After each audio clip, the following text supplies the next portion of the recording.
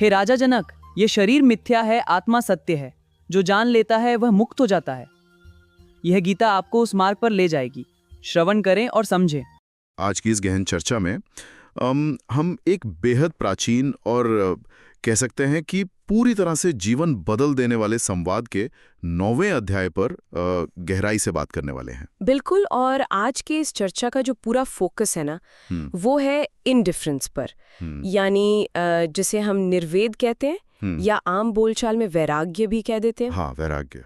मतलब हमारा उद्देश्य आज ये समझना है कि कैसे इस दुनिया की भाग दौड़ और अपनी ही अंतहीन इच्छाओं को सिर्फ ऑब्जर्व करने भर से हमें वो सच्ची मानसिक शांति मिल सकती है जिसकी हम सब तलाश कर रहे हैं। सही बात है।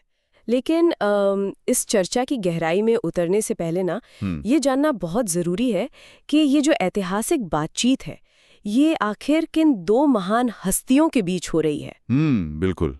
तो एक तरफ है राजा जनक। अब राजा जनक कोई साधारण इंसान नहीं है, बल्कि एक बहुत बड़े साम्राज्य के राजा हैं, जिनके पास सब कुछ है। हाँ, उनके पास असीमित सत्ता है, दौलत है, सब कुछ है। लेकिन इन सब के बावजूद उनके भीतर ना सच्चाई को जानने की एक बहुत गहरी तड़प है। वो सच में जानना चाहते हैं कि असली मुक्ति क्या है। और उनके सामने जो गुरु बैठे हैं, उनका परिचय तो और भी ज्यादा हैरान करने वाला है। मतलब वो कोई सफेद दाढ़ी वाले बुजुर्ग हिमालयी साधु नहीं है। बिल्कुल नहीं। बल्कि वो ऋषि अष्टावक्र हैं, जो उम्र में महज एक किशोर हैं। मतलब एक टीनेजर। हाँ, एक टीनेजर। लेकिन उनके शरीर की जो कहानी है ना, वो बहुत पीड़ादायक है। जब अष्टावक्र अपनी माता के गर्भ में थे, तब उन्होंने अपने पिता को वेद मंत्रों का गलत उच्चारण करते हुए टोक दिया था। अच्छा, गर्भ से टोक दिया था? हाँ। तो इस बात पर उनके पिता ने क्रोधित होकर उन्हें श्राप दे दिया कि उनका शरीर 8 जगहों से टेढ़ा मेढ़ा पैदा होगा। बाप रे। लेकिन शरीर के इस भीषण रूप से वक्र यानी टेढ़े होने के बावजूद ना उनका ज्ञान और उनकी चेतना पूरी तरह से स्पष्ट और असीमित थी। तो यही इस संवाद की सबसे बड़ी खूबसूरती है। मतलब एक तरफ वो राजा है जिसके पास इस दुनिया का सब कुछ है, और दूसरी तरफ वो किशोर है जिसका शरीर पूरी तरह से विकृत है, लेकिन वो मानसिक रूप से परम स्वतंत्र है। बिल्कुल। और शरीर और आत्मा का यही अंतर इस पूरी बातचीत का आधार बनता है। तो मैं ये साफ कर दूं कि ये कोई भारी भरकम फिलॉसफी की क्लास नहीं होने वाली है, बल्कि ये हमारी रोज की जिंदगी की सबसे बड़ी उलझन को सुलझाने का एक बहुत ही दिलचस्प तरीका है। सही कहा आपने। मतलब अगर हम अपनी जिंदगी को देखें तो ये एक ऐसी टू डू लिस्ट की तरह हो गई है जो कभी खत्म नहीं होती। बिल्कुल, कभी खत्म ही नहीं होती। हम हमेशा सोचते हैं कि बस आज ऑफिस का ये काम निपट जाए तो शांति मिलेगी। और एक काम खत्म होते ही 4 नए काम सामने आ जाते हैं। एकदम सही। हम उस दिन का इंतजार करते हैं जब हम कहेंगे कि चलो अब सब हो गया। लेकिन सच तो यह है कि वो दिन कभी आता ही नहीं है। हाँ। और ये जो कभी खत्म ना होने वाली लिस्ट का तनाव है ना, हाँ। राजा जनक को दिए गए उपदेश में ऋषि अष्टावक्र सबसे पहले इसी पर चोट करते हैं। अच्छा, पहले श्लोक में? हाँ। वो राजा जनक से पूछते हैं कि इंसान के जीवन में ये जो द्वंद्व है, मतलब मैंने क्या किया और मैंने क्या नहीं किया, ये तनाव आखिर कब खत्म होता है? यही तो सबसे बड़ा सवाल है। आज के समय में हर कोई बस प्रोडक्टिविटी के पीछे भाग रहा है। सही बात है। हमें लगता है कि ज्यादा काम करने से या सब कुछ एकदम परफेक्ट तरीके से करने से हमें पूर्णता मिलेगी। तो क्या कभी कोई ऐसा पॉइंट आता है जब एक इंसान सच में कह सके कि अब सब पूरा हो गया? देखिए, बाहरी दुनिया में ये पॉइंट कभी नहीं आता। कभी नहीं, क्योंकि ये जो किया और नहीं किया का चक्र है ना, सफलता और विफलता का जो तनाव है, ये हमारे काम से नहीं बल्कि हमारे अहंकार से जुड़ा है। अच्छा। यानी हमारी ईगो से। ईगो से कैसे? इसे अध्यात्म में कर्तापन कहते हैं। अहंकार को ना जिंदा रहने के लिए हमेशा किसी न किसी काम की जरूरत होती है। मैं समझ रहा हूँ। जब इंसान सोचता है कि मैं ये करने वाला हूँ, तो वो अनजाने में खुद को एक ऐसे लूप में फंसा लेता है जिसका कोई अंत ही नहीं है। तो क्या इसका उपाय ये है कि हम काम करना ही छोड़ दें? मतलब आजकल एक नया ट्रेंड चला है डिजिटल डिटॉक्स का। हाँ, बहुत चल रहा है आजकल। लोग सोचते हैं कि अपना फोन बंद करो और सब कुछ छोड़कर बस पहाड़ों में चले जाओ, तो क्या काम से भागना ही इसका असली हल है? ये एक बहुत ही आम गलतफहमी है कि वैराग्य का मतलब काम छोड़ना है। अष्टावक्र समझाते हैं कि इन द्वंद्वों से बाहर निकलने का रास्ता भागना नहीं है बल्कि निर्वेद है। अच्छा, निर्वेद। हाँ, और इसके लिए उन्होंने आत्म साक्षात्कार के 3 बहुत ही स्पष्ट तरीके बताए हैं। वो 3 तरीके कौन से हैं? पहला है शरीर के लिए बाहरी दुनिया से निर्वेद, यानी उदासीनता। दूसरा है मन के लिए समता, यानी सुख दुख में एक समान रहना। और तीसरा है बुद्धि के लिए तर्क, यानी सही और गलत का विवेचन। तो इन तीनों रास्तों को थोड़ा और गहराई से समझते हैं। ये समता वाला पॉइंट कैसे काम करता है? मैं समझाती हूँ। क्योंकि जब भारी नुकसान होता है या कोई दिल दुखाता है, तो मन का शांत रहना तो लगभग असंभव सा लगता है ना? ज्ञान की बातें उस वक्त कहाँ याद आती हैं? बिल्कुल।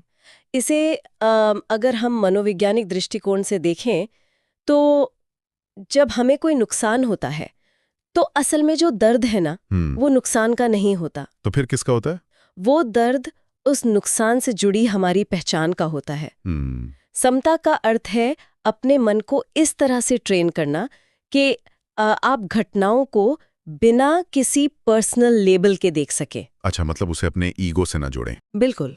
जब आप किसी घटना को अपनी अस्मिता से नहीं जोड़ते तो आपका दिमाग उसे एक खतरे के रूप में नहीं देखता है और तभी आप शांत रह पाते हैं। ये बात सुनने में तो बहुत तार्किक लगती है, लेकिन अगर मैं ईमानदारी से कहूँ तो बाहरी दुनिया से ये जो निर्वेद या इंडिफरेंस रखना है ना, ये बहुत ही नेगेटिव सा साउंड करता है। नेगेटिव कैसे? मतलब क्या हम जिंदगी के मजे लेना ही छोड़ दें? क्या इसका मतलब ये है कि हम बस एक कमरे में उदास होकर बैठ जाएं और डिप्रेशन में चले जाएं? दुनिया से ऐसे कटे रहना तो जीवन को नकारने जैसा लगता है। हाँ, यहीं पर लोग अक्सर अष्टावक्र के दर्शन को गलत समझ लेते हैं। निर्वेद का मतलब डिप्रेशन या जीवन से हार मानना तो बिल्कुल भी नहीं है। अच्छा? बल्कि ये एक बेहद स्मार्ट और बहुत ही तीखी ऑब्जर्वेशन है। अष्टावक्र राजा जनक का ध्यान दुनिया के उन लोगों की तरफ खींचते हैं जो दिन रात व्यर्थ की चीजों के पीछे भाग रहे हैं। भाग तो रहे हैं सब। जब आप देखते हैं कि लोग अपने जीवन का कीमती समय किन चीजों के लिए बर्बाद कर रहे हैं, कैसे वो रो रहे हैं, परेशान हो रहे हैं, तो अचानक से आपकी अपनी वो अंधी दौड़ रुक जाती है। अरे वाह! यानी आप दूसरों को देखकर अपनी वो इच्छाएं शांत कर लेते हैं जो असल में आपकी थी ही नहीं। सटीक बात है। अष्टावक्र कहते हैं कि जिन चीजों के पीछे दुनिया भाग रही है ना, जो हमारी इंद्रियों को सुख देने वाली चीजें हैं, वो असल में जहर के समान है। जहर? ये थोड़ा कठोर शब्द नहीं हो गया? इसे ऐसे समझिए, मान लीजिए कॉर्पोरेट सीढ़ी पर चढ़ने के लिए या एक बड़ा पद पाने के लिए कोई इंसान अपनी नींद, अपना परिवार, अपना सुकून सब कुछ दांव पर लगा देता है। हाँ, ऐसा तो बहुत लोग करते हैं। बिल्कुल। और वो पद मिलने पर खुशी कुछ ही दिनों की होती है, लेकिन उसे बनाए रखने का तनाव सालों तक बना रहता है। ये तो एकदम सच बात है। तो वो पद, वो सत्ता उस जहर की तरह है जो शुरुआत में मीठा लगता है लेकिन बाद में जीवन की शांति को खत्म कर देता है। जब एक समझदार व्यक्ति इस पैटर्न को गहराई से ऑब्जर्व करता है ना, तो वो अपने आप उन चीजों से पीछे हट जाता है। इसका मतलब ये है कि हमें जबरदस्ती अपनी इच्छाओं को दबाना नहीं है, बल्कि उनकी असलियत को देखना है। हाँ, बिल्कुल। क्योंकि जब हम भौतिक चीजों की तरफ देखते हैं तो वो मूल रूप से केवल पंच तत्वों से बनी है। चाहे वो सोने का आभूषण हो या मिट्टी का बर्तन। सही बात है। उनका अपना कोई अंतर्निहित मूल्य तो होता नहीं है। ये हमारी वासनाएं और इच्छाएं ही हैं जो उन पर एक झूठी कीमत का स्टिकर लगा देती हैं। एक झूठी कीमत का स्टिकर? क्या बात है। हाँ, और जब आप ये देख लेते हैं कि कीमत सिर्फ आपके दिमाग की उपज है, तो वो निर्वेद बहुत सहजता से आ जाता है। ये तो हुई व्यक्तिगत इच्छाओं की बात। लेकिन अगर हम थोड़ा बाहर देखें समाज की तरफ, तो वहाँ एक अलग ही दौड़ चल रही है। वो कैसे? मुझे आज के न्यूज़ चैनलों की डिबेट्स याद आ रही हैं, या फिर सोशल मीडिया पर होने वाली वो अंतहीन बहसें। बहुत गहरा विश्लेषण किया है। उनका कहना है कि संसार में अलग-अलग ऋषियों, योगियों और ज्ञानियों के इतने सारे अलग-अलग मत हैं, इतने सिद्धांत हैं, एक आम इंसान तो इस शोर में पागल ही हो जाए। मेरा भी यही सवाल है, जब बड़े बड़े विद्वान ही आपस में किसी एक बात पर सहमत नहीं है, तो क्या ज्ञान बटोरना भी एक तरह का जाल बन जाता है? बिना किसी संदेह के। मतलब क्या बहुत ज्यादा पढ़ना या बहस करना हमें शांति देने की बजाय और अशांत कर रहा है? बिल्कुल कर रहा है। जब हमारी बुद्धि विचारों, तर्कों और सिद्धांतों के इस जाल में उलझ जाती है ना, तो वो ज्ञान भी एक तरह का बंधन बन जाता है। अच्छा, ज्ञान भी बंधन बन जाता है। हाँ, इसे आप मेंटल जिम्नास्टिक्स कह सकते हैं। लोग बस शब्दों के साथ खेल रहे हैं, अपने अहंकार को पुष्ट कर रहे हैं। तो फिर अष्टावक्र के अनुसार एक समझदार व्यक्ति इस बौद्धिक शोर का सामना कैसे करता है? समझदार व्यक्ति इस पूरे शोर को सिर्फ एक तमाशे की तरह देखता है। तमाशे की तरह? हाँ, अष्टावक्र का जो तीसरा मार्ग था ना, बुद्धि के लिए तर्क, वो यही सिखाता है कि असली और गहरा तर्क आपको बहस में नहीं उलझाता, बल्कि वो आपको मौन की तरफ ले जाता है। मौन की तरफ। जब आप देख लेते हैं कि कोई भी शब्द या कोई भी सिद्धांत उस परम सत्य को नहीं बांध सकता, तो आप इन सभी बहसों से पूरी तरह उदासीन हो जाते हैं। क्या बात है! ज्ञान का उद्देश्य ना दूसरों को हराना नहीं है। ज्ञान का उद्देश्य अपने मन को इस शोर से मुक्त करके पूरी तरह शांत हो जाना है। अगर हम इस पूरी चर्चा के सबसे अहम हिस्से पर आएं, जो कि इस संवाद का क्लाइमैक्स भी है, बताइए। अष्टावक्र एक बहुत ही क्रांतिकारी बात कहते हैं कि इच्छाएं ही संसार हैं। इसलिए उन्हें त्याग दो। इच्छाओं का त्याग ही संसार का त्याग है। फिर तुम जहां चाहो वहां रह सकते हो। ये दर्शन का सबसे गहरा रहस्य है। सच में। अक्सर जब हम संसार शब्द सुनते हैं ना, तो हमारे दिमाग में ईंट पत्थर के घर, गाड़ियां, बैंक बैलेंस, इन सब की तस्वीर बनती है। बिल्कुल, हमें लगता है कि अगर हमें शांति चाहिए तो हमें इन भौतिक चीजों को छोड़कर किसी हिमालय की गुफा में जाना होगा। तो इसे समझने के लिए मैं एक उदाहरण रखना चाहूंगा। हाँ, बिल्कुल। मान लीजिए कि एक खिलौनों की दुकान है और वहां एक बच्चा और उसका पिता दोनों खड़े हैं। अच्छा। अब खिलौने दोनों के सामने हैं, लेकिन बच्चा उन्हें पाने की इच्छा के कारण परेशान है, रो रहा है, अशांत है, जबकि पिता एकदम शांत है, क्योंकि उसके मन में उन खिलौनों के लिए कोई वासना नहीं है। क्या बात है, बहुत ही प्यारा उदाहरण है ये। तो मैं ये सोच रहा था कि क्या राजा जनक का एक राजा बने रहना इसी का उदाहरण है? मतलब वो उस पिता की तरह हैं? बिल्कुल, ये एक बहुत ही परिपक्व और सटीक उदाहरण दिया आपने। माहौल दोनों के लिए समान है, लेकिन एक के भीतर वासना है और दूसरे के भीतर नहीं। अष्टावक्र राजा जनक को यही तो समझा रहे हैं। राजा जनक एक बहुत बड़े साम्राज्य के शासक हैं। उनके पास खजाना है, सेना है, महल है, सब कुछ है। लेकिन अगर उनके मन में उस साम्राज्य को लेकर कोई वासना नहीं है, कोई डीप रूटेड डिजायर नहीं है, तो वो उस महल में भी उतने ही मुक्त और शांत हैं जितना कोई साधु जंगल में हो सकता है। समझने वाली बात है। एक कॉर्पोरेट मैनेजर एक ईमेल छूट जाने पर बेचैन हो सकता है, जबकि एक राजा पूरा राज्य चलाकर भी भीतर से शांत रह सकता है। क्योंकि संसार बाहर नहीं है, संसार हमारी इच्छाओं में है। बिल्कुल, संसार बाहर नहीं है, संसार हमारे मन की गहरी वासनाओं में है। तो ये जो इच्छा है, ये असल में काम कैसे करती है? मतलब क्यों ये हमें इतना अशांत कर देती है? यही वो असली आहा मोमेंट है जिसे हमें समझना चाहिए। इच्छा सिर्फ किसी चीज को पाने की चाहत नहीं है। अच्छा, तो फिर क्या है? मनोवैज्ञानिक रूप से जब आप किसी चीज की इच्छा करते हैं ना, तो आप अवचेतन रूप से यानी सबकॉन्शियसली खुद से ये कह रहे होते हैं कि मैं अभी अधूरा हूं। अरे वाह, ये तो बहुत गहरी बात है ना? इच्छा एक घोषणा है कि वर्तमान में आपके पास कुछ कमी है।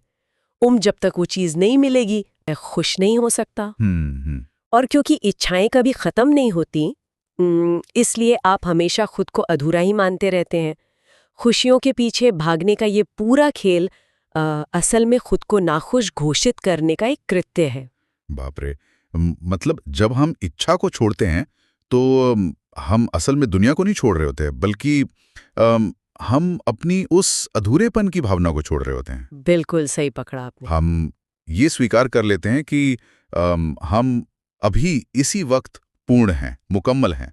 और जब ये पूर्णता का एहसास भीतर आ जाता है ना, तो फिर आप राजा जनक की तरह सिंहासन पर बैठे या किसी साधारण इंसान की तरह अपना ऑफिस का काम करें, कोई फर्क नहीं पड़ता। फर्क नहीं पड़ता। आप बस एक गवाह की तरह, एक साक्षी की तरह अपने जीवन को देखते हैं, और यही सच्ची स्वतंत्रता है।